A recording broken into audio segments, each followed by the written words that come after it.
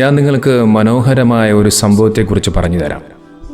വെറും 7 വയസ്സ് മാത്രം പ്രായമുള്ളൊരു കുട്ടി, ഒരു മുസ്ലിമായ ഒരു കുട്ടി, അറിയപ്പെടുന്ന ഒരു ഡോക്ടറും സയൻറ്റിസ്റ്റും അതോടൊപ്പം നിരീശ്വരവാദി കൂടിയായ, ഈശ്വരനിൽ വിശ്വാസമില്ലാത്ത ഒരു മനുഷ്യനുമായി തമ്മിലുണ്ടായ ഒരു മനോഹരമായ ഒരു സംഭവത്തെക്കുറിച്ച്. വലിയ അറിവും വിജ്ഞാനവും വിദ്യാഭ്യാസവുമുള്ള ആ മനുഷ്യൻ വെറും 7 വയസ്സ് മാത്രം പ്രായമുള്ള ആ കുട്ടിയുടെ മുമ്പിൽ തോൽക്കുകയാണ്. ആ കുട്ടിയുടെ ചോദ്യങ്ങൾക്ക് ഉത്തരമുട്ടുകയാണ്.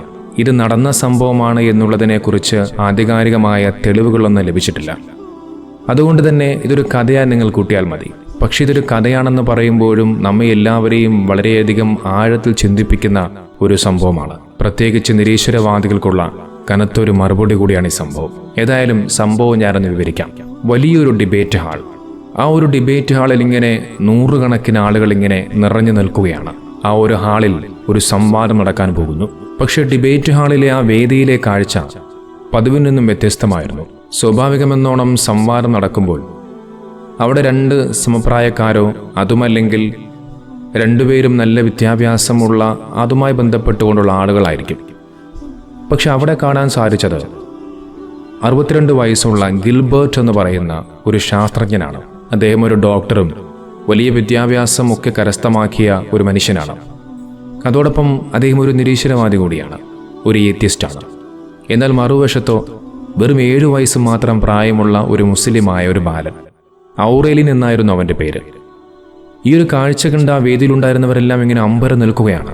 ഇത്രയും വലിയ അറിവുള്ള ഒരു ഡോക്ടറായ, ഒരു ശാസ്ത്രജ്ഞനായ ഒരു വ്യക്തിയോട് നിസ്സാരം വെറും 7 വയസ്സും മാത്രം പ്രായമുള്ള ഈ കുട്ടി സംവദിക്കാൻ പോവുകയാണ്.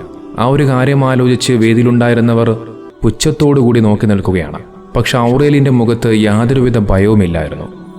തൻ്റെ മുന്നിലിരിക്കുന്നത് തന്നേക്കാൾ പ്രായമുള്ള, തന്നേക്കാൾ വലിയ വിദ്യാഭ്യാസവും ജ്ഞാനവുമുള്ള ഒരു വ്യക്തിയാണെന്നുള്ള ഒരു ഭയം പോലും ആ കുട്ടിയുടെ മുഖത്തില്ലായിരുന്നു. അവൻ്റെ മുഖത്ത് അസാധാരണമായ ഒരു ആത്മവിശ്വാസവും പ്രസരിപ്പുമുണ്ടായിരുന്നു. അങ്ങനെ ആ ഒരു സംവാദം തുടങ്ങുകയാണ്.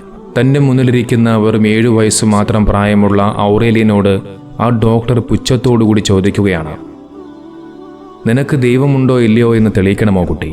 എന്നേക്കാൾ വലിയ അറിവും വിജ്ഞാനവുമുള്ള വലിയ തത്വചിന്തകരും പ്രൊഫസർമാരുമായിട്ടുമൊക്കെ ഞാൻ സംവാദം നടത്തിയിട്ടുണ്ട്. അവർക്കാർക്കും എന്നെ തോൽപ്പിക്കാൻ സാധിച്ചിട്ടില്ല. ഇത് നിനക്കെന്ത് പുതിയതാണാവോ പറയാനുള്ളത്? ആ ഒരു രീതിയിൽ വളരെയധികം പുച്ഛത്തോടുകൂടി ആ കുട്ടിയോട് അദ്ദേഹം ചോദിക്കുകയാണ്. അത് കേട്ട് ഔറേലിയൻ പുഞ്ചിരിച്ചു. എന്നിട്ട് തൻ്റെ മുന്നിലിരിക്കുന്ന ഡോക്ടറോട് തൻ്റെ പോക്കറ്റിൽ നിന്നും ഒരു പിടി ഉപ്പ് കയ്യിലെടുത്തുകൊണ്ട് അദ്ദേഹത്തോട് ചോദിക്കുകയാണ്, ഡോക്ടർ, താങ്കൾക്ക് ഈ ഉപ്പ് തൊട്ടു നോക്കാതെ ഇതിൻ്റെ രുചി അറിയാൻ സാധിക്കുമോ എന്ന്. ഉടൻ തന്നെ ഗിൽബർട്ട് മറുപടി പറയുകയാണ്, ഒരിക്കലുമില്ല, എനിക്ക് ആ ഉപ്പ് തൊട്ടു നോക്കാതെ അതിൻ്റെ രുചി പറയാൻ കഴിയില്ല. സ്വാഭാവികമാണ്, നമുക്കെല്ലാവർക്കും അറിയാം, നിരീശ്വരവാദികൾ ഒരു വസ്തു അവരുടെ കണ്ണിൽ കണ്ടു കഴിഞ്ഞാൽ മാത്രമേ അവർ വിശ്വസിക്കുകയുള്ളൂ. ദൈവത്തെ അവർ കണ്ടിട്ടില്ല, അതുകൊണ്ടാണ് അവർ ദൈവമില്ല എന്ന് പറഞ്ഞു വെക്കുന്നത്. ആ ഡോക്ടറുടെ ചോദ്യം കേട്ട് ഔറേലിയൻ പറയുകയാണ്, ഇതുപോലെ തന്നെയാണ് ദൈവവും. നമുക്ക് നേരിട്ട് അവനെ കാണാൻ കഴിയില്ല, പക്ഷെ അവൻ്റെ സാന്നിധ്യം നമുക്ക് അനുഭവിക്കാൻ സാധിക്കും. അതായത് രുചി എന്ന് പറയുന്ന ഒരു സാധനം, അല്ലെങ്കിൽ മണമെന്ന് പറയുന്ന ഒരു സാധനം, അത് നമ്മൾ ആരും അതിനെ കണ്ണുകൊണ്ട് നമ്മൾ കാണുന്നില്ല, പക്ഷെ അത് നമ്മൾ അനുഭവിച്ചറിയുകയാണ്. എന്നു കരുതി നമ്മൾ മണമില്ല അല്ലെങ്കിൽ രുചിയില്ല എന്ന് പറയുന്നതിൽ എന്ത് ഔചിത്യമാണുള്ളത്? അതുപോലെ തന്നെയാണ് ദൈവവും. ആ ദൈവത്തെ നമ്മൾ കാണുന്നില്ലെങ്കിലും ആ ദൈവത്തിൻ്റെ സാന്നിധ്യം നമ്മൾ അനുഭവിക്കുന്നുണ്ട് അല്ലെങ്കിൽ തിരിച്ചറിയുന്നുണ്ട് എന്നുള്ള ആ മനോഹരമായ മറുപടിയാണ് ഔറേലിയൻ ആ ഡോക്ടർക്ക് നൽകിയത്. അത് കഴിഞ്ഞ് ഡോക്ടറുടെ മറ്റൊരു ചോദ്യം, ഈ ഉപ്പിനെ വേണമെങ്കിൽ ഞാൻ തൊട്ടു പരീക്ഷിക്കാം, പക്ഷെ നീ പറയുന്ന ദൈവത്തെ ഞാൻ എങ്ങനെ തൊട്ടു പരീക്ഷിക്കും? നീ പറയുന്ന ഈ ദൈവത്തെ ആർക്കും കാണാനും തൊടാനും കഴിയുന്നില്ലല്ലോ. ഡോക്ടറുടെ ആ ചോദ്യം കേട്ട് ഔറേലിയൻ പുഞ്ചിരിച്ചുകൊണ്ട് പറഞ്ഞു, ഡോക്ടർ, ഈ രുചി അറിയാൻ കഴിയാത്ത ഒരുപാട് ആളുകളുണ്ട്. നമുക്കറിയാം, ചില ആളുകൾക്ക് രുചി അറിയാൻ കഴിയില്ല. അത് ജന്മനാൽ സംഭവിക്കുന്നതാകാം, അല്ലാതെയുമാകാം. അത്തരത്തിൽ രുചി അറിയാൻ കഴിയാത്ത ആളുകൾ ഈ ഉപ്പ് തൊട്ട് രുചിക്കുമ്പോൾ അതിൽ രുചിയില്ല എന്ന് പറയാൻ കഴിയുമോ? ഒരിക്കലുമില്ല. അതുപോലെയാണ് മനുഷ്യരും. മനുഷ്യരുടെ കഴിവിന് ചില പരിമിതികളുണ്ട്. അവർക്ക് വലിയ പ്രപഞ്ചശക്തിയായ ദൈവത്തെ കാണാനും തൊടാനും സാധിക്കുകയില്ല. അതുകൊണ്ട് തന്നെ ദൈവമില്ല എന്ന് പറയാൻ കഴിയുമോ? ഈ കുട്ടിയുടെ മറുപടി കേട്ട് ആളുകൾ ഇങ്ങനെ അത്ഭുതത്തോടുകൂടി നോക്കിയിരിക്കുകയാണ്. ഡോക്ടർ വിടാൻ തയ്യാറല്ല. ഡോക്ടറുടെ മറ്റൊരു ചോദ്യം കൂടി, നീ പറയുന്ന വാദങ്ങളൊക്കെ ശരി തന്നെയാണ്, സമ്മതിച്ചു, എല്ലാം ഓക്കെയാണ്. പക്ഷേ നീ പറയുന്ന ദൈവം ഈ ലോകത്തുണ്ടെങ്കിൽ പിന്നെ എന്തിനാണ് ഇവിടെ ഈ പ്രകൃതി ദുരന്തങ്ങളും പട്ടിണിയും ദാരിദ്ര്യവും പീഡനങ്ങളും ഒക്കെ ഉണ്ടാകുന്നത്? ആ ഡോക്ടറുടെ ചോദ്യം കേട്ട ഔറേലിയൻ പറഞ്ഞു, ഡോക്ടർ, ഈ ഭക്ഷണത്തിൽ ഉപ്പ് കൂടി പോയാൽ എന്തായിരിക്കും സംഭവിക്കുക? ഡോക്ടർ പറഞ്ഞു, അത് കേടായി പോകും. ശരി, ഇനി ഭക്ഷണത്തിൽ ഉപ്പ് കുറഞ്ഞാലോ? അത് രുചിയില്ലാതാകും. അതുപോലെ തന്നെയാണ് ഈ ലോകവും. കഷ്ടപ്പാടുകളും പ്രയാസങ്ങളും ഇല്ലെങ്കിൽ പിന്നെ സന്തോഷത്തിന്റെ വില അറിയാൻ കഴിയില്ല. എല്ലാം ഒരു ബാലൻസിംഗ് ആണ്. ഈ ലോകം തന്നെ ദൈവം മനുഷ്യർക്ക് വേണ്ടി ഒരു പരീക്ഷണമായിട്ടാണ് ഉണ്ടാക്കിയത്. ഇത് കേട്ടയുടനെ ഡോക്ടർ ചോദിച്ചു, ദൈവത്തിന് എല്ലാം നേരത്തെ കൃത്യമായി അറിയാമെങ്കിൽ പിന്നെ എന്തിനാണ് ഈ ഒരു പരീക്ഷണം? എന്തിനാണ് ഈ ഒരു ടെസ്റ്റ്? ദൈവത്തിന് നേരത്തെ അറിയാമല്ലോ ആരൊക്കെ ജയിക്കും ആരൊക്കെ തോൽക്കുമെന്നുള്ളത്. പിന്നെ എന്തിനാണ് ഈ ഒരു പരീക്ഷണങ്ങളൊക്കെ? അത് കേട്ട ഔറേലിയൻ ആ ഡോക്ടറോട് ചോദിച്ചു, ഡോക്ടർ, താങ്കൾ കുട്ടികളെ പഠിപ്പിച്ചിട്ടുണ്ടോ? അതേ എന്ന് അദ്ദേഹം ഉത്തരം പറഞ്ഞു. ശരി, അങ്ങനെയാണെന്നുണ്ടെങ്കിൽ നിങ്ങൾക്ക് പഠിപ്പിക്കുന്ന കുട്ടികളിൽ ഏതൊക്കെ കുട്ടികൾ ജയിക്കും അല്ലെങ്കിൽ തോൽക്കും എന്നുള്ളതിനെക്കുറിച്ച് കൃത്യമായ ഒരു ധാരണ നിങ്ങൾക്കുണ്ടാവുമല്ലോ. എങ്കിൽ പിന്നെ എന്തിനാണ് നിങ്ങൾ കുട്ടികളെ പരീക്ഷയ്ക്ക് വിടുന്നത്? പരീക്ഷയുടെ ആവശ്യമില്ലല്ലോ. കാരണം പഠിപ്പിക്കുന്ന അധ്യാപകന് പഠിക്കുന്ന വിദ്യാർത്ഥികളെക്കുറിച്ചും അല്ലെങ്കിൽ പഠിക്കാൻ മികവില്ലാത്ത കുട്ടികളെക്കുറിച്ചുമുള്ള കൃത്യമായ ഒരു ബോധ്യമുണ്ടാകും. അതുകൊണ്ട് തന്നെ അധ്യാപകന് പരീക്ഷയിൽ ആര് ജയിക്കും ആര് തോൽക്കും എന്നുള്ളതിനെക്കുറിച്ച് കൃത്യമായ ഒരു ബോധ്യമുണ്ടാകും. അങ്ങനെയാണെന്നുണ്ടെങ്കിൽ പിന്നെ നിങ്ങൾ എന്തിനാണ് വിദ്യാർത്ഥികൾക്ക് പരീക്ഷ നൽകുന്നത്? ആ കൊച്ചുകുട്ടിയുടെ വാക്കുകൾ കേട്ട് ഡോക്ടർ ഇങ്ങനെ മിണ്ടാതിരിക്കുകയാണ്. ഔറേലിയൻ തുടർന്നുകൊണ്ടേയിരുന്നു, ഈ പരീക്ഷ എന്ന് പറയുന്നത് അത് നമുക്ക് വേണ്ടിയുള്ളതല്ല, അത് വിദ്യാർത്ഥികൾക്ക് വേണ്ടിയാണ്, അവരുടെ കഴിവ് മനസ്സിലാക്കാൻ വേണ്ടിയാണ്. അതുപോലെ തന്നെയാണ് ദൈവവും. ഈ പരീക്ഷണം എന്ന് പറയുന്നത് അത് ദൈവത്തിന് വേണ്ടിയുള്ളതല്ല, അത് നമുക്ക് വേണ്ടിയുള്ളതാണ്. ഇതൊക്കെ കേട്ട് ഹാളിലുണ്ടായിരുന്നവർ ഇങ്ങനെ അന്തം വിട്ട് നിൽക്കുകയാണ്. ഡോക്ടർ വിടാൻ തയ്യാറല്ല. അദ്ദേഹം വീണ്ടും ഒരു ചോദ്യം കൂടി ചോദിക്കുന്നു, അങ്ങനെയാണ് എന്നുണ്ടെങ്കിൽ ഈ ലോകത്ത് ഇത്രയും വലിയ അനീതി എന്തിനാണ്? ചിലരൊക്കെ എത്ര കഷ്ടപ്പെട്ടിട്ടും ദരിദ്രരായി മാറുന്നു. മറ്റു ചിലർ കൊള്ളയിലൂടെയും കൊലപാതകത്തിലൂടെയും മറ്റുമൊക്കെ വലിയ ധനികരായി മാറുന്നു, ഒറ്റ കഷ്ടപ്പാട് പോലുമില്ലാതെ. ഉടൻ തന്നെ ഔറേലിയൻ കയ്യിലൊരു ഗ്ലാസ് വെള്ളം നീട്ടി പിടിച്ച് ഡോക്ടറോട് ചോദിച്ചു, ഡോക്ടർ, ഈ കയ്യിലിരിക്കുന്ന ഈ വെള്ളം താഴേക്ക് പോയാൽ താങ്കൾ എന്തായിരിക്കും പറയുക? ഡോക്ടർ മറുപടി പറഞ്ഞു, അത് വെറുതെ പോയി എന്ന്.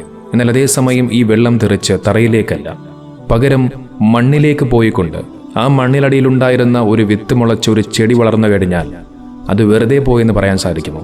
ഡോക്ടർ ഒന്നും മിണ്ടിയില്ല. ഔറേലിയൻ പറഞ്ഞു, നമ്മൾ ഈ ലോകത്തെ മാത്രമാണ് നോക്കിക്കാണുന്നത്. പക്ഷേ ഈ ലോകമെന്ന് പറയുന്നത് അതൊരു ജീവിതത്തിന്റെ ചെറിയൊരു ഭാഗം മാത്രമാണ്. യഥാർത്ഥ നീതി പിന്നീട് ലഭിക്കും.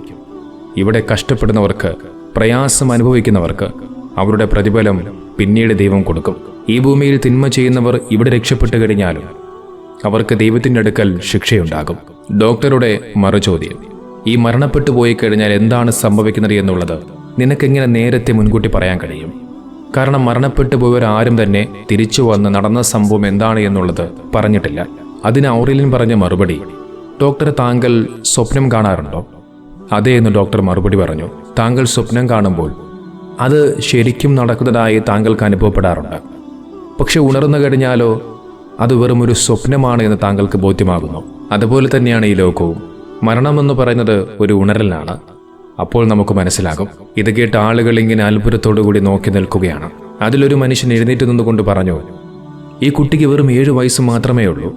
പക്ഷെ ഇവൻ്റെ വാക്കുകൾ എന്നെ വല്ലാതെ ചിന്തിപ്പിക്കുകയാണ്, എൻ്റെ മനസ്സിനെ വല്ലാതെ മാറ്റുകയാണ്. മറ്റൊരാൾ എഴുന്നേറ്റ് നിന്നുകൊണ്ട് പറഞ്ഞു, ഞാൻ എപ്പോഴും ഈ ലോകം അനീതിയും അക്രമവും നിറഞ്ഞതാണ് എന്ന് കരുതി. പക്ഷേ അത് ഈ യാത്രയുടെ വെറും ഒരു ഭാഗം മാത്രമാണെന്ന് ഇപ്പോൾ ഒരു പ്രതീക്ഷ തോന്നുകയാണ്. ഇതെല്ലാം കണ്ട് ഡോക്ടർ ഗിൽബർട്ട് ഇങ്ങനെ അത്ഭുതത്തോടു കൂടി നോക്കിയിരിക്കുകയാണ്. അദ്ദേഹം ഔറേലിയനോട് പറഞ്ഞു, ഔറേലിയൻ, നിന്റെ വാക്കുകൾ എന്നെ വല്ലാതെ ചിന്തിപ്പിച്ചിരിക്കുന്നു. ഞാൻ എപ്പോഴും എല്ലാം ശാസ്ത്രത്തിൽ മാത്രം നോക്കിയിരുന്ന ആളാണ്. പക്ഷെ നീ ഇന്നിപ്പോൾ എനിക്ക് പുതിയൊരു വഴി കാണിച്ചു തന്നു. ഔറേലിയൻ പറഞ്ഞു, ഡോക്ടർ, ചോദ്യങ്ങൾ ചോദിക്കുന്നതിൽ തെറ്റില്ല. സത്യം കണ്ടെത്താൻ നമ്മുടെ മനസ്സും ഹൃദയം തുറക്കണമെന്ന് മാത്രം. അവസാനം ഗിൽബർട്ട് അദ്ദേഹം എഴുന്നേറ്റ് നിന്നുകൊണ്ട് ഔറേലിയൻ്റെ കൈ പിടിച്ചു. എന്നിട്ട് അദ്ദേഹം പറഞ്ഞു, ഔറേലിയൻ, നിന്നോട് ഈ സംവദിച്ച ഈ ഒരു സംവാദം അത് ഞാൻ ഒരിക്കലും മറക്കുകയില്ല. അത് കണ്ട് ചുറ്റും കൂടിയിരുന്ന ആളുകളെല്ലാം എഴുന്നേറ്റ് നിന്നുകൊണ്ട് കൈയടിച്ചു. അത് ആ കൊച്ചുകുട്ടി ജയിച്ചതിനുള്ള കൈയടിയായിരുന്നില്ല, പകരം തങ്ങളെ എല്ലാവരെയും വെറും 7 വയസ്സ് മാത്രം പ്രായമുള്ള ആ കുട്ടി ചിന്തിപ്പിച്ചതിനുള്ള കൈയടിയായിരുന്നു. ലോകത്തുള്ളതിനെക്കുറിച്ചെല്ലാം വിശദീകരിക്കാൻ ശാസ്ത്രത്തിന് കഴിയില്ല എന്ന് അവർക്ക് മനസ്സിലായി. മരണശേഷമുള്ള ജീവിതം, ദൈവം, നീതി, ഇവയെല്ലാം അത് മനസ്സ് തുറന്നാൽ മാത്രം അറിയാൻ പറ്റുന്ന കാര്യങ്ങളാണ് എന്ന് അവിടെ കൂടിയിരുന്ന ഓരോ ജനങ്ങളെയും ഔറേലിയൻ ചിന്തിപ്പിച്ചു. എത്ര മനോഹരമായ ഒരു സംഭവമാണല്ലേ ഇത്. എന്നാൽ ഇപ്പോഴും ഇതുവരെയും കുറെ നിരീശ്വരവാദികൾക്കും യുക്തിവാദികൾക്കും നേരം വെളുത്തിട്ട് പോലുമില്ല.